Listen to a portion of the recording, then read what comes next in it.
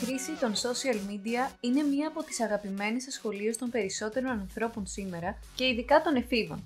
Το Snapchat, το TikTok, το Instagram, το Facebook και άλλες αντίστοιχες πλατφόρμες χρησιμοποιούνται σχεδόν από όλους τους νέους κάτω των 20 ετών.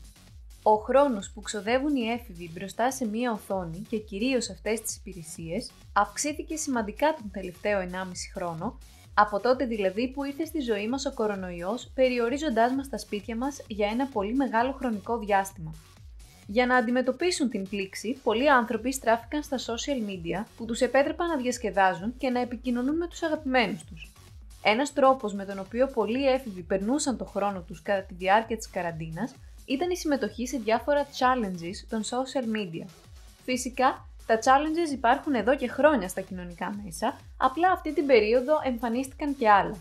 Πολλές από αυτές τις διαδικτυακές προκλήσεις μπορούν να αποδειχθούν πολύ διασκεδαστικές και να φέρουν ακόμη πιο κοντά τους ανθρώπους.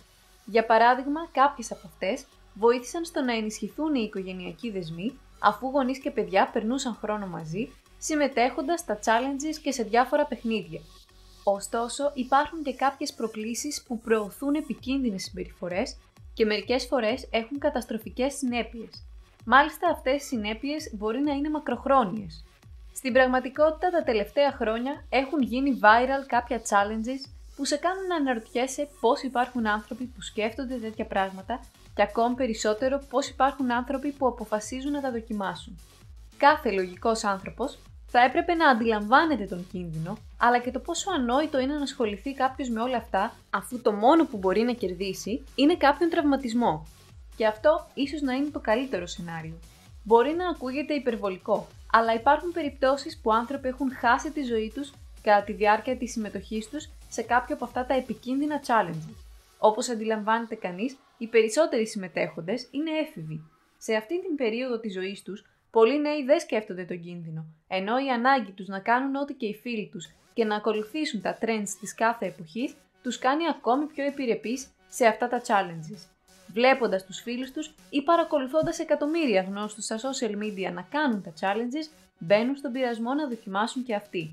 Εδώ θα δούμε μερικά από τα πιο επικίνδυνα challenges που έχουν κυκλοφορήσει στα social media τα τελευταία χρόνια, αλλά και τις επιπτώσεις τους, με την ελπίδα ότι ο κίνδυνος θα γίνει αντιληπτός και ότι όλοι θα βρουν ότι όλα αυτά δεν έχουν καμία λογική. Ένα γνωστό challenge των social media είναι το Ice and Salt Challenge, το οποίο ήταν ιδιαίτερα δημοφιλές για μερικά χρόνια σε Αμερική και Ευρώπη. Κατά τη συμμετοχή του στο Ice and Salt Challenge, το άτομο βάζει αλάτι σε κάποιο σημείο στο δέρμα του και στη συνέχεια πιέζει από πάνω ένα παγάκι. Νικητής είναι αυτός που θα αντέξει περισσότερη ώρα τον πόνο. Ακούγεται λογικό? Όχι φυσικά. Το αλάτι προκαλεί πτώση της θερμοκρασίας του πάγου, προκαλώντας έγκαυμα στο άτομο. Αν και οι περισσότεροι άνθρωποι είχαν υποστεί ένα ήπιο έγκαυμα, υπήρξαν περιπτώσεις παιδιών που δημιούργησαν εγκαύματα τρίτου βαθμού λόγω του challenge. Επόμενο, το Duct Tape Challenge. Ξεκίνησε το 2016 και καλούσε τους ανθρώπους να βρεθούν πάνω σε έναν τοίχο ή μια καρέκλα, κολλημένοι με ταινία. Ο στόχος του challenge ήταν να μπορέσουν να απελευθερωθούν τα άτομα από την ταινία. Το Duct Tape Challenge εξακολουθεί να εμφανίζεται κατά καιρούς στα social media. Γιατί θεωρείται επικίνδυνο? Όπως πιθανώς μπορεί να φανταστεί κανείς, οι συμμετέχοντες μπορούν να αντιμετωπίσουν σοβαρούς τραυματισμούς. Έχουν υπάρξει περιπτώσεις ατόμων που χτύπησαν το κεφάλι τους σε έπιπλα ή και στο πάτωμα, καθώς έπεφταν από τον τοίχο. Το 2016, ένας 14χρονος από την Ουάσιγκτον υπέστη ανέβρισμα αφού χτύπησε το κεφάλι του στο πλαίσιο ενός παραθύρου κατά τη διάρκεια του challenge. Δυστυχώς, αυτό το περιστατικό δεν εμπόδισε άλλους νέους να το δοκιμάσουν, με το trend να είναι αρκετά δημοφιλές, τουλάχιστον μέχρι το 2018. Ένα πιο πρόσφατο και ίσως πιο επικίνδυνο challenge είναι το Outlet Challenge, το οποίο περιλάμβανε τη μερική τοποθέτηση του φορτιστή ενός smartphone σε μια πρίζα και την τοποθέτηση ενός νομίσματος στις εκτεθειμένες προεξοχές. Αυτό οδηγεί σε βραχικύκλωμα και σε ορισμένες περιπτώσεις μπορεί να προκληθεί πυρκαγιά. Επιπλέον, οι συμμετέχοντες σε αυτό το challenge κινδυνεύουν να πάθουν ηλεκτροπληξία. Η συγκεκριμένη πρόκληση ήταν αρκετά δημοφιλή σε σχολεία του εξωτερικού, με τους καθηγητές να ανησυχούν ιδιαιτέρως για το νέο trend. Επιπλέον, η πυροσβεστική υπηρεσία είχε εκδώσει προειδοποιήσεις και ζητούσε στους γονείς να ελέγχουν τους εφήβους.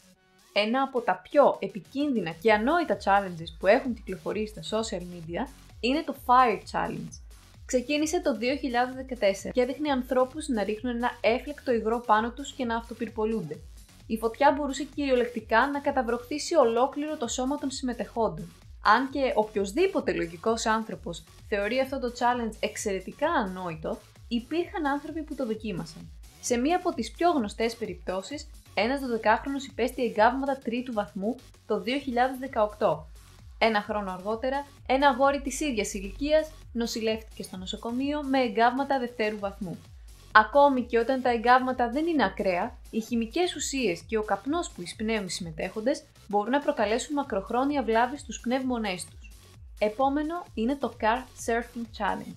Όπως μπορεί να φανταστεί κανείς, μιλάμε για ένα challenge κατά το οποίο ο συμμετέχοντας κάνει κάτι σαν surfing στην οροφή ενός αυτοκινήτου που βρίσκεται σε κίνηση.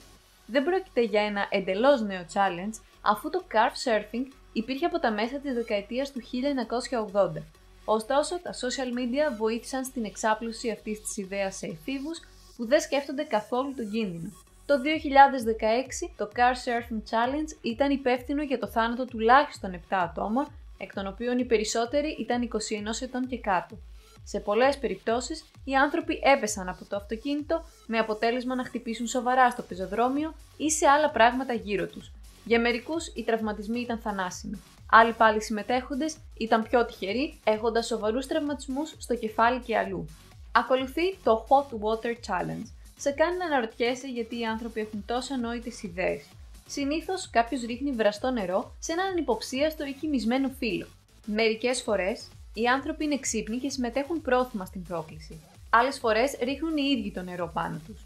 Θα περίμενε κανείς ότι άτομα άνω των 4 ετών θα ήταν σε θέση να κατανοήσουν τους κινδύνους της ρήψης βραστού νερού στο ανθρώπινο σώμα.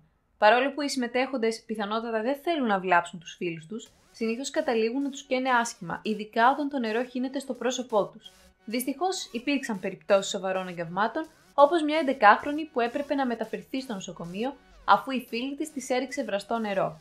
Υπήρχε επίσης μια περίπτωση ενός 8χρονου από τη Φλόριντα που πέθανε από τραύματα που έπαθε όταν ήπιε μια μεγάλη ποσότητα βραστού νερού, μια άλλη εκδοχή του challenge. Το Hot Water Challenge εμφανίστηκε γύρω στο 2017 και ήταν δημοφιλές μέχρι το 2018.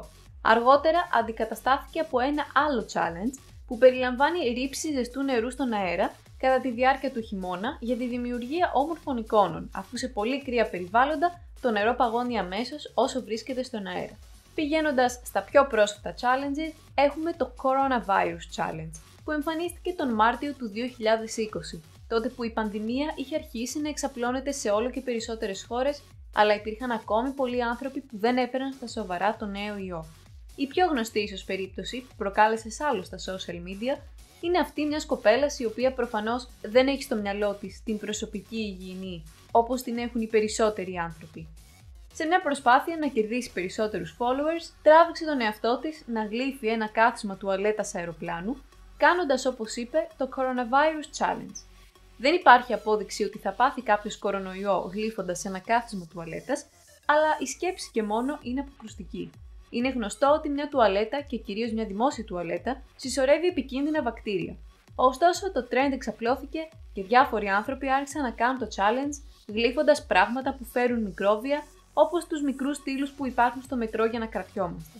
Ένας συμμετέχον βρέθηκε θετικό στον κορονοϊό λίγες ημέρες μετά το challenge, αν και δεν υπάρχει τρόπος να αποδειχθεί ότι αυτή ήταν η αιτία νόσης. Ευτυχώς φαίνεται ότι μόνο λίγοι άνθρωποι δοκίμασαν την ανόητη αυτή πρόκληση. Τέλος, έχουμε το Milk Crate Challenge, ένα από τα πιο καινούργια challenges των social media που είναι ιδιαίτερα δημοφιλές στις ΗΠΑ. Σε αυτό ο συμμετέχον σκαρφαλώνει σε μια πυραμίδα από καφάσια, προσπαθώντας να φτάσει στην κορυφή και να κατέβει από την άλλη μεριά. Γιατί είναι επικίνδυνο? Μα φυσικά γιατί η πυραμίδα είναι πολύ ασταθής και ο συμμετέχον κατά πάσα πιθανότητα θα καταλήξει στο έδαφος με έναν άσχημο τραυματισμό. Οι γιατροί στις ΗΠΑ προειδοποιούν τους νέους να αποφύγουν αυτό το νέο trend, καθώς μπορεί να καταλήξουν στο νοσοκομείο σε μια περίοδο που το σύστημα υγείας δοκιμάζεται λόγω κορονοϊού. Μέχρι τώρα έχουν οδηγηθεί στο νοσοκομείο συμμετέχοντες του challenge με σπασμένους καρπούς, σπασμένα πλευρά, εξάρθρωση ώμου, ακόμη και τραυματισμούς στο νοτιαίο μυελό. Τα παραπάνω δείχνουν σε πόσο μεγάλο κίνδυνο μπορούν να θέσουν οι έφηβοι τον εαυτό τους, λόγω του ότι κάτι γίνεται μόδα στα social media. Οι γονείς θα πρέπει να είναι πολύ προσεκτικοί και να συμβουλεύουν τα παιδιά τους για τους κινδύνους. Ωστόσο και οι ίδιοι οι έφηβοι θα πρέπει να σκέφτονται ότι το να κάνουν ό,τι κάνουν οι υπόλοιποι ή το να θέτουν τον εαυτό τους σε κίνδυνο χωρίς κανέναν απολύτως λόγο δεν τους κάνει cool. Επομένως, μη δοκιμάζετε κάτι που μπορεί να έχει αρνητικές συνέπειες και μείνετε ασφαλείς.